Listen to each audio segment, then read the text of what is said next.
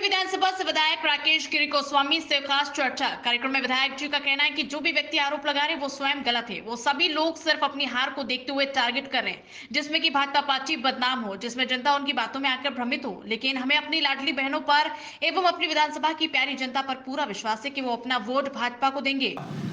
टीकमगढ़ विधानसभा के विधायक श्री राकेश गिरी गोस्वामी जी हमारे साथ हैं।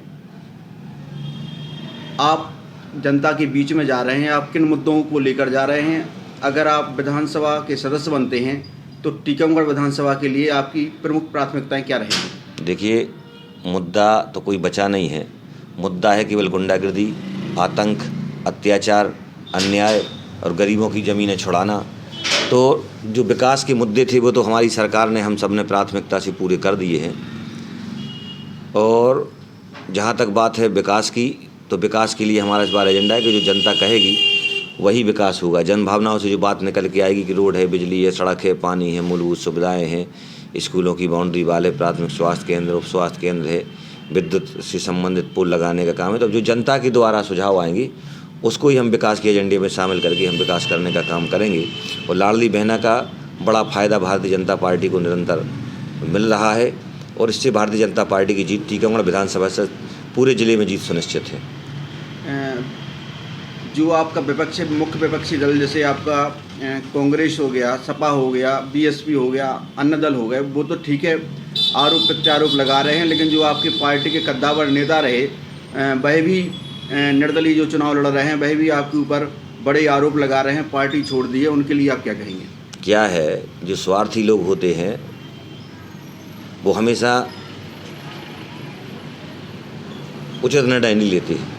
जब तक उनका भारतीय जनता पार्टी से स्वार्थ था तब तक वो ठीक थे और मुझ पर भी वो कुछ छरिया खोदने का आरोप लगाते हैं विपक्ष के। तो मैं कहना चाहता हूँ कि मेरे पास कौन से डंपर है, कौन से ट्रैक्टर हैं, कौन सी मशीनरी है, और यदि मैंने खोदा होता तो मेरे ऊपर चालान होते, मेरे वाहन पकड़े जाते।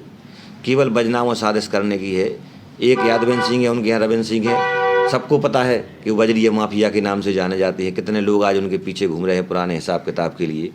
यादवेंद्र सिंह ने अपने समय में कितनी ज़मीनों का तल बदल कराए, सैकड़ों एकड़ की उमरी सहित उनके पास फार्म है, ज़मीन है। तो वो अपने आप को नहीं देखते। अभी उनके बेटा ने 63 करोड़ का घोटाला किया, उसी घोटाले के पैसे को वो जनता में बांट रहे हैं, उसी घोटाले के पैसों से वो लोगों को शराब पिला रहे हैं। शराब पीकर पूरे विधानसभा में लोग उत्पात उदम मचा रहे हैं, माताएं बहनें परेशान हो रही हैं। तो इनका काम ही है आतंक, उत्पात, गुंडागर्दी मचाना, लोगों में भय। तो जो लड़ाई है वो अत्याचार अन्याय के खिलाफ है। दूसरा बात, जो हमारे पार्टी छोड़कर जो पार्टी माँ है, पार्टी की बात करते थे, कल जब उन्हें नगर पालिका अध्यक्ष बनाया तब पार्टी अच्छी थी, भाजपा ने जिलाध्यक्ष बनाया तब पार्टी अच्छी थी, पार्टी जब विधायक बनाया जब पार्टी अच्छी थी। अब तुम्हारे काम ठीक नहीं थे तो जनता ने सर्वे में तुम्हारा नाम नहीं दिया, तो उसमें किसी का क्या दोष है? भैया आप अच्छे काम करते, अब 5 बजे के बाद वो गायब हो जाते थे, ढोलक नगड़िया खूब बजाते थे। हम थोड़ी कह रहे, जनता कहती है। जनपद सीओ की मारपीट उनने करी, एसडीएम अभी इसी करोनी काल में एसडीएम की उदम कर दिया। उनके बेटा पे FIR हुई, किसी घर में उसके मारपीट की थी।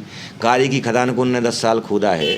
तो अपना नहीं देखते कि पूरे के पूरे कारी की खदान खोद के और करोड़ों रुपये कमाए इनके लोगों ने, तो वो उनको अपना नहीं दिखाई देता ना कि उनका चाल चरित्र चेहरा क्या है। अब वो तो क्या है, जैसे कांग्रेस के टारगेट राकेश गिरी, निर्दलीय के टारगेट राकेश गिरी, सबके टारगेट राकेश गिरी, लेकिन जनता राकेश गिरी के साथ है, इसलिए इन्होंने भय है और हमारी छवि वो जनता के बीच में ख़राब करना चाहते हैं।